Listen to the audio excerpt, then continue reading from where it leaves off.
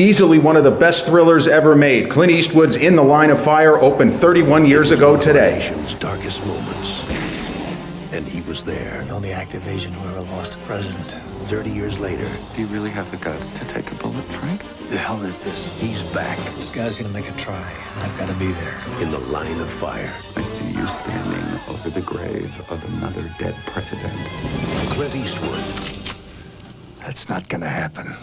in the line of fire. Rated R. At theaters July 9th. And we're back, like we never left. Welcome to episode 241 of the Confessions of a Not So Dangerous Mind podcast. I'd like to thank you all for spending some of your Tuesday morning here with me in New York. Once again, we're going to skip past all that promotional jazz and get right to the guts of the episode.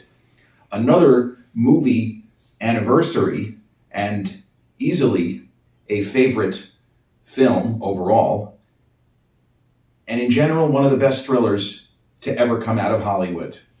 On this day, 1993, Wolfgang Petersen's Clint Eastwood vehicle, In the Line of Fire, opened in theaters. And it's the sort of film where, looking back on it, if you don't know the history and the context of this particular movie and how it came to be, it would seem logical. Look at Clint Eastwood's credits from the 60s, 70s, 80s, and then he's still working. And if you don't know that he'd had a number of box office disappointments, films of varying quality, such as Pink Cadillac, The Deadpool, White Hunter, Black Heart, The Rookie, you would think, okay, then he did Unforgiven, and then he did In the Line of Fire, and it would look like a kind of uninterrupted run of just knocking one out of the park after another. But most of the movies I mentioned before Unforgiven were big disappointments. And the only movie, Bird, the film that he directed with Forrest Whitaker about Charlie Parker, was a critical success. Nobody saw it. And White Hunter, Black Heart, some critics loved it. That came out in 1990, the same year as Goodfellas and Dances with Wolves. Made a number of 10 best lists, but it just didn't make any impression.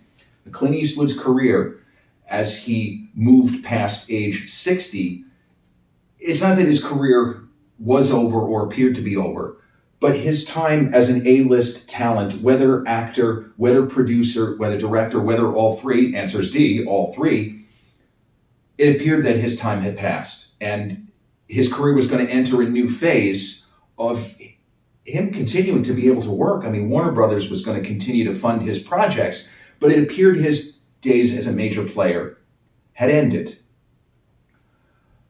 But they say, whom the gods bless, they eventually restore.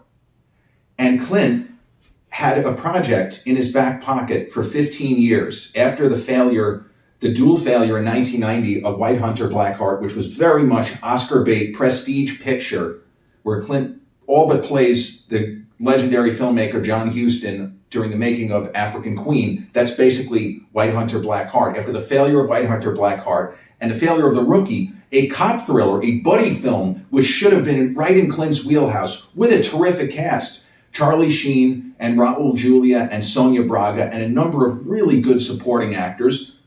The film bombed because it sucked, not because audiences were necessarily tired of Clint. The movie just wasn't any good. But Clint had this script in his back pocket called The William Money Killings. You might know it better as Unforgiven.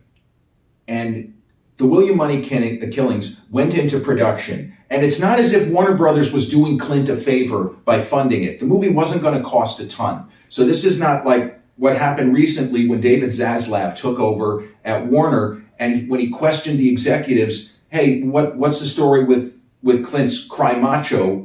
It was the previous regime. What happened? The movie underperformed. What are your thoughts? And the executives that Zaslav questioned just answered the question badly. They made it seem like they didn't believe in the project, but they felt they owed it to Clint to fund it. And the fact that the project had bounced around through everyone's hands, from Arnold Schwarzenegger, Harrison Ford, everybody was a piece of it. They figured, you know what, let's just let Clint make the movie. So the way they answered the question pissed off Zaslav. And he made a couple of comments that rubbed almost everyone in Hollywood the wrong way, because he seemed to be taking a shot at Clint Eastwood. Now, rewind the clock to the early 90s. As Clint was finishing work on Unforgiven. And nobody knew that the movie was going to do what it did. Clint had a good feeling about it. He was able to get exactly the cast that he wanted. Gene Hackman, Sir Richard Harris, Morgan Freeman, Francis Fisher, his partner at the time, and the kid who plays a key role of Schofield Kid, James Woolvett. Clint was really excited because the kid was giving him more than he even expected. While that was going on, Clint's agent, Lenny Hershan, heard of a project that he thought would be perfect for Clint about an aging Secret Service agent who is attempting to stop a presidential assassination. And Hershan told Clint about the project. Would you like me to say that you're interested? Whatever he said. We don't know the mechanics of who said what. There's no social media back in the day. But this is what the official accounting of this particular part of the story. So Clint's agent got in touch with the powers that be at, I believe it was Castle Rock, because, it was kind of under the auspices of Paramount, but Rob Reiner's company, Castle Rock, had a studio deal, not surprisingly, given Rob Reiner's numerous successes, like Princess Bride and, movies of that ilk. So Clint's agent says, Clint's interested. He's working on a Western right now. The studio is feeling good about whatever he says to him. He's on the phone with the head of production of Castle Rock. I forget who it was.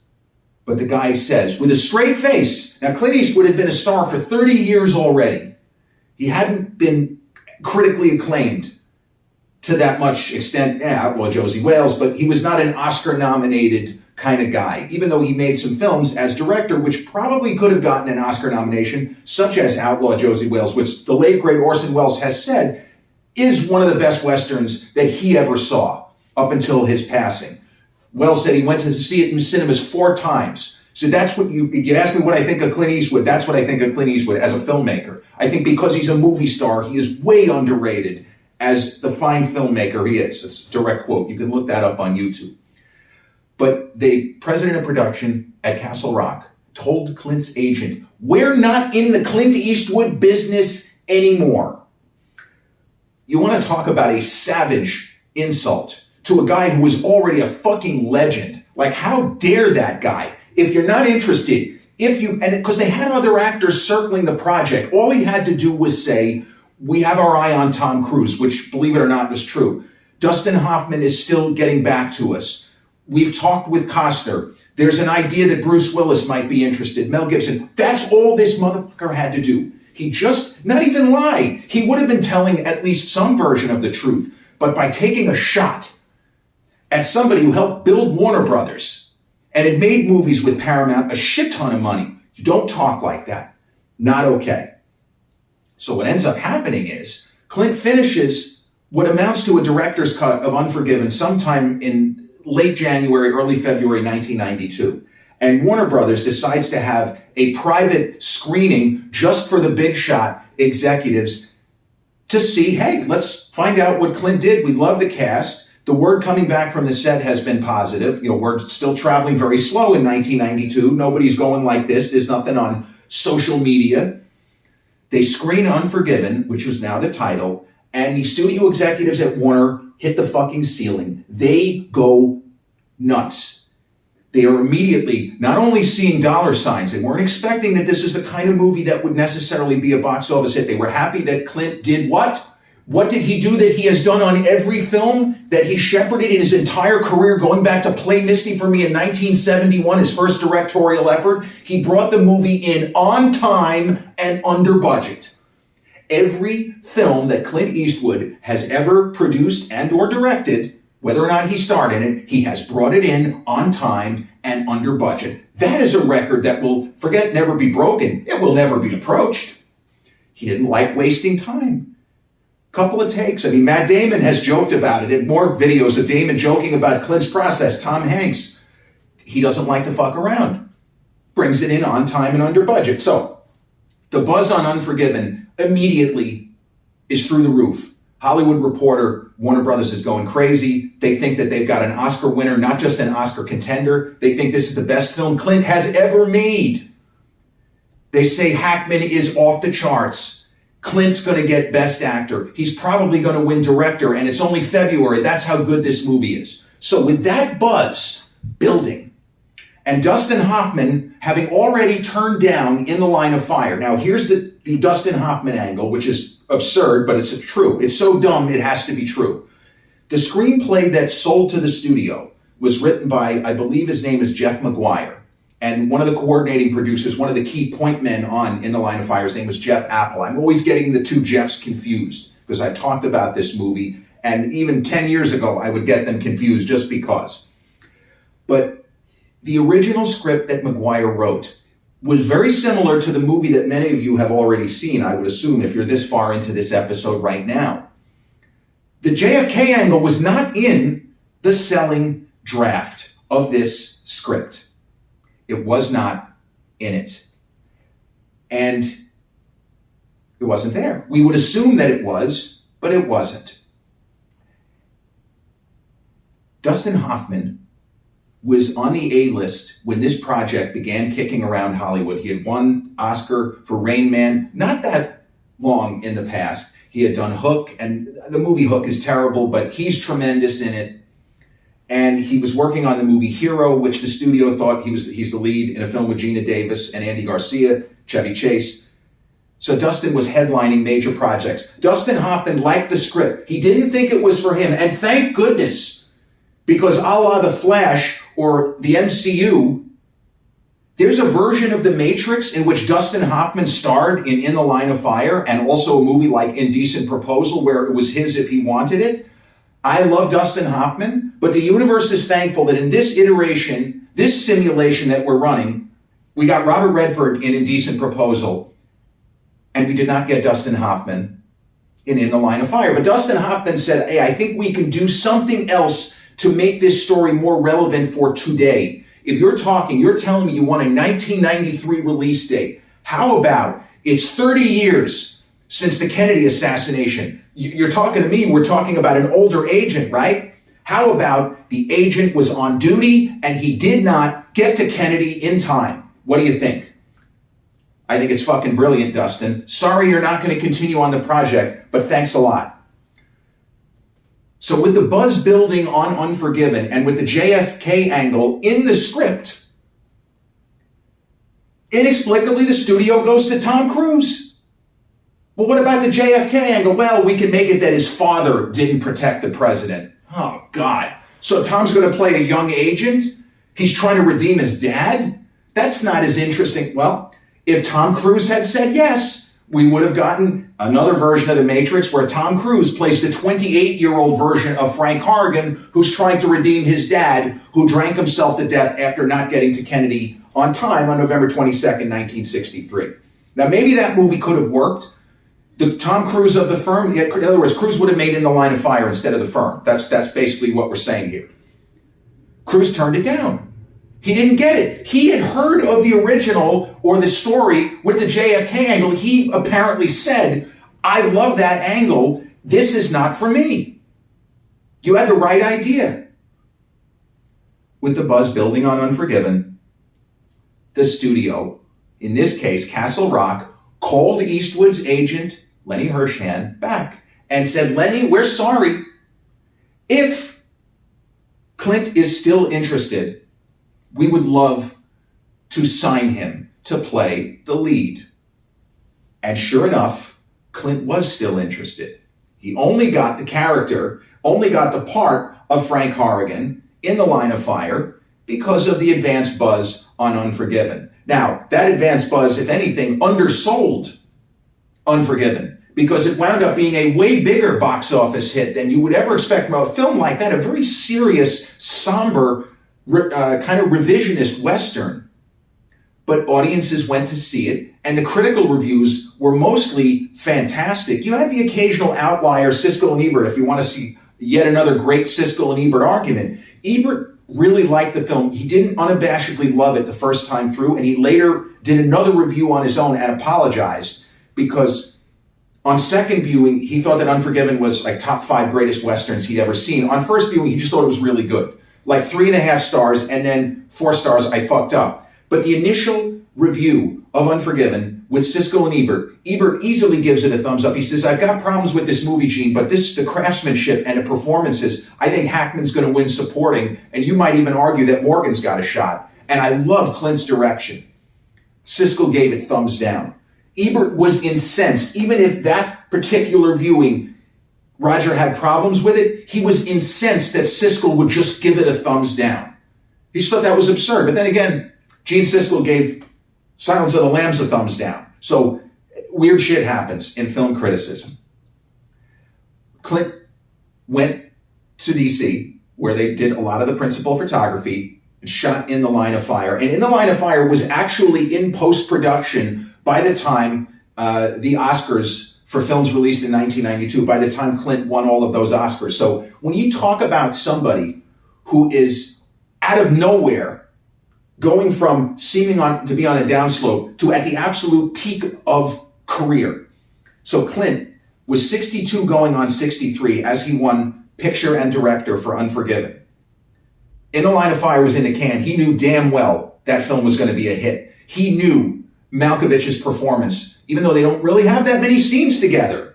There are only a couple of times that they're in the frame at the same time together where they would have had to work together. 2 weeks tops, maybe even less. But he knew he's going to get a supporting actor nomination. There's no way he won't. There was talk that Clint could get a Best Actor nomination because his performance hit so many beats. It is a great three-dimensional performance. And that's something that Siskel and Ebert talked about during their review. Gene Siskel, who loved the film, as did Roger, but Gene said, I feel like Clint doesn't get as much credit as he should.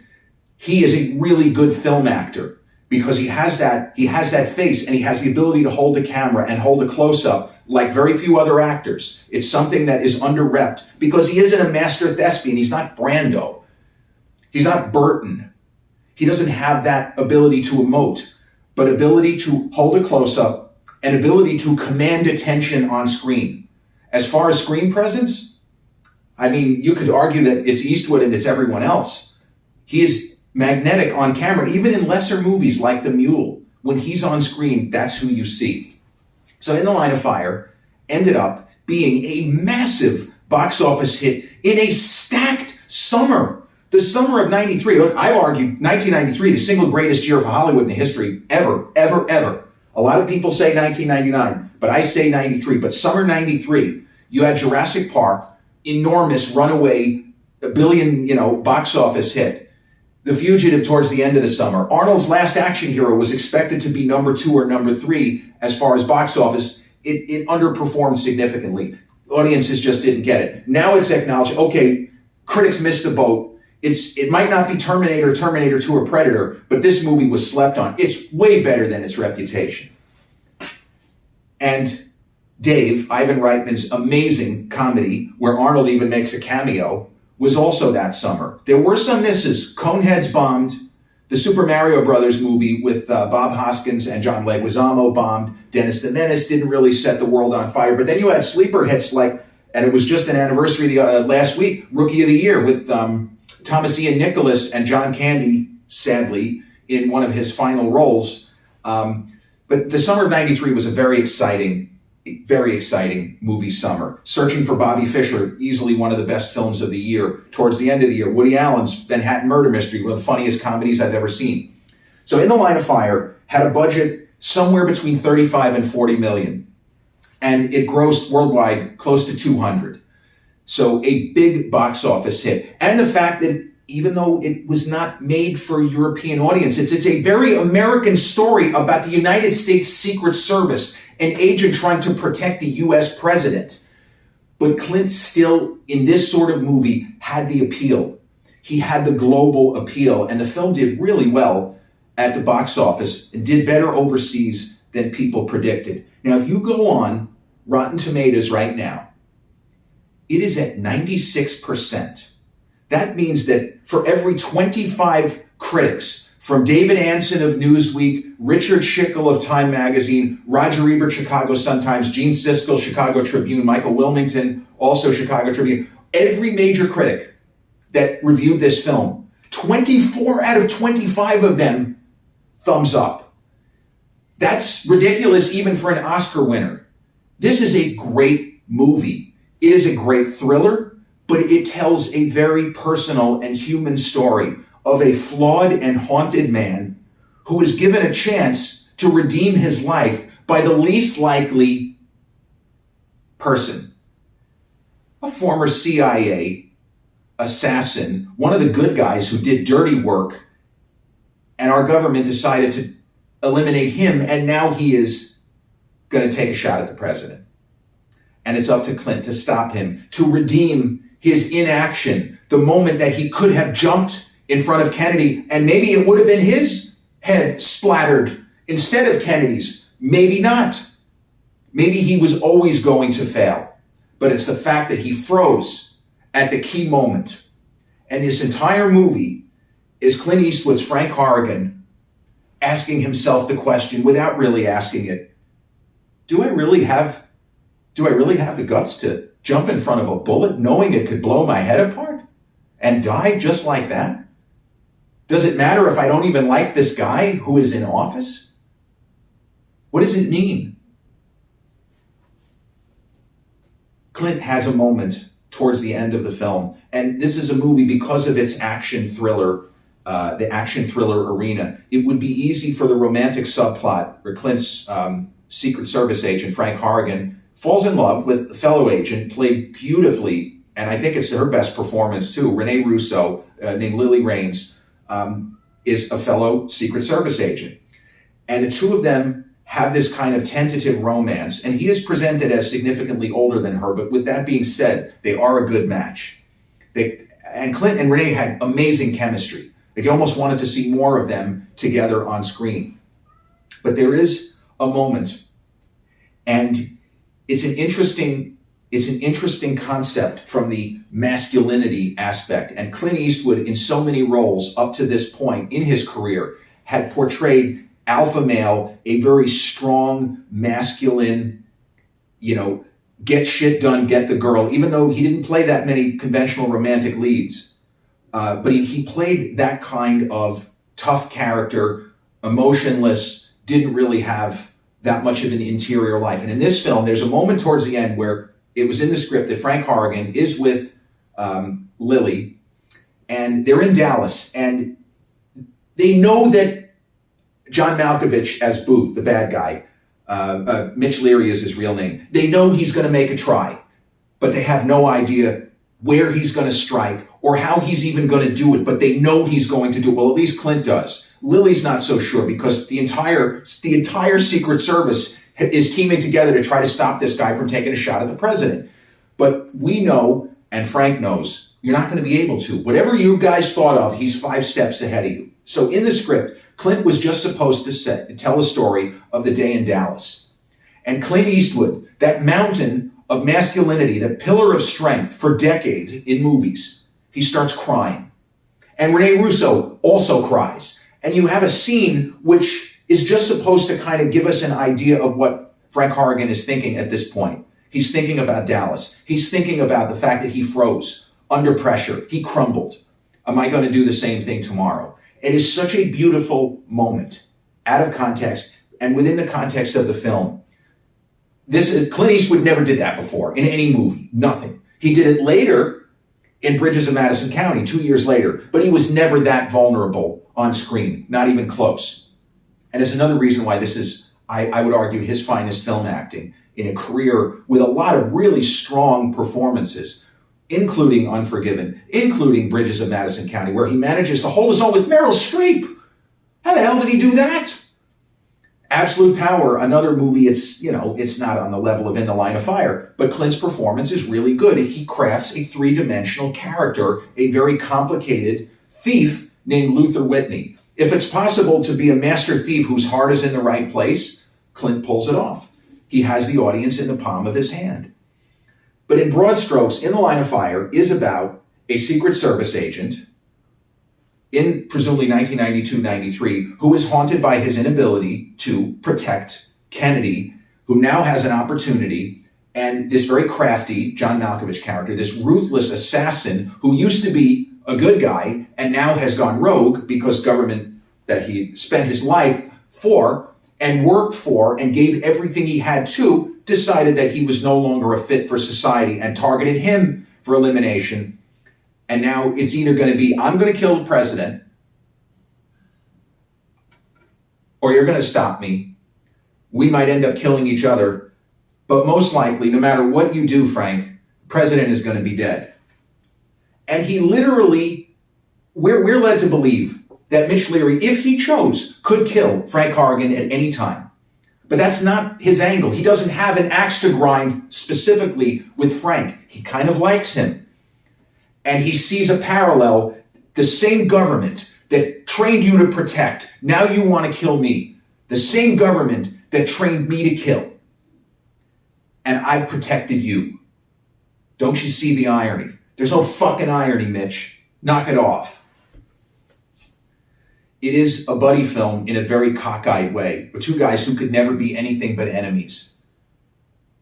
But Malkovich does have a certain level of respect, and his angle is, I'm going to keep it close. I'm not going to kill you, just so you know. I might kill you if you get in the way of me killing the president, but just the two of us having these conversations, I'm not going to show up at your apartment and kill you. So it's that kind of thing. As he says, I'll keep it close, but I'm not going to throw it for you. You're going to have to figure it out. You won't know when I'm going to strike. May the best man win, basically. Fair enough. Because there are moments in this film, spoiler alert, where if Frank Horrigan decided to just shoot and kill Leary, he could. But he doesn't. Because that's not his angle. In the same way that John Malkovich is going after the president, not because he has an issue with this guy, as he says, to punctuate the dreariness. Because this is all bad. We all got fucked here. I've seen In the Line of Fire start to finish at least a dozen times. It is still gripping, and the moments towards the end, as the story and the pieces start to come together for the climax, every time you're on the edge of your seat. It doesn't matter that you know what's happening. The panic, the fear, the resolve on Clint Eastwood's face towards the end as we realize what's about to happen. Can't teach it in an acting class, but it shows what Gene Siskel said. He's underrated as a film actor. He's actually a terrific film actor. I believe it's his best performance. It's unfortunate that Malkovich, who was so spectacular as Mitch Leary, he got nominated, but he didn't win. Tommy Lee Jones for The Fugitive was kind of a runaway train that year. And I love Tommy Lee Jones's performance as, Marshal Gerard. But Malkovich was better. It was just a better performance and a more interesting character to me. Renee Russo could easily have gotten a Best Supporting Actress nomination. Holly Hunter, who ended up winning Best Actress for The Piano for movies released in '93. I love Holly Hunter, but she inexplicably got a Supporting Actress nomination for The Firm. That's an absolute throwaway role. I would have slotted Renee Russo in that if you were going to actually give it to somebody who gave a performance that was worthy, a very multi-dimensional performance. She is a badass. She has a heart. She's kind, but she will do her job, and she is not opposed to using deadly force. Great performance from Renee Russo. And Wolfgang Petersen, who later did a similar kind of high-velocity summer action movie with Air Force One, starring, Clint's buddy Harrison Ford as President Marshall. That was also an enormous box office hit. But I saw In the Line of Fire on its opening day with my dear old dad. We drove from Massapequa to the Roosevelt Field Mall and the movie theaters there. And it was a packed house. I think it was a Friday 4 p.m. screening. And it might have been 3. And my dad and I, we were on the edge of our seat for 2 hours plus. And the audience was with it. A great memory and a great movie-going experience. It's funny, my dad was about the same age that afternoon as I am now. He seemed a lot older than that because, hell, I was only 19. I hadn't even gotten to New York University yet. I was just a Clint Eastwood fan who couldn't believe that his career had had this unbelievable resurgence, and now he was making movies like Unforgiven, In the Line of Fire, and In a Perfect World, which I also absolutely love with him and Kevin Costner later in 1993. In the Line of Fire, released 31 years ago today, directed by Wolfgang Petersen, starring Clint Eastwood, or Dylan McDermott, I forgot about him. He plays Clint's partner, Al. Very, very solid work from Dylan. Renee Russo, Gary Cole, John Mahoney, and a spectacular John Malkovich. This has been episode 241 of the Confessions of a Not So Dangerous Mind podcast. I'd like to thank you all for spending some of your Tuesday morning here with me in New York. If you checked out this episode on the YouTube channel, haven't done so already, please click like, subscribe, comment, share, turn on those notifications. Or if you catch this episode on the audio platforms such as Spotify or iTunes, same general rule applies. Click like, subscribe, share, and turn on those notifications. I'll be back with a new episode real soon. Till then, peace.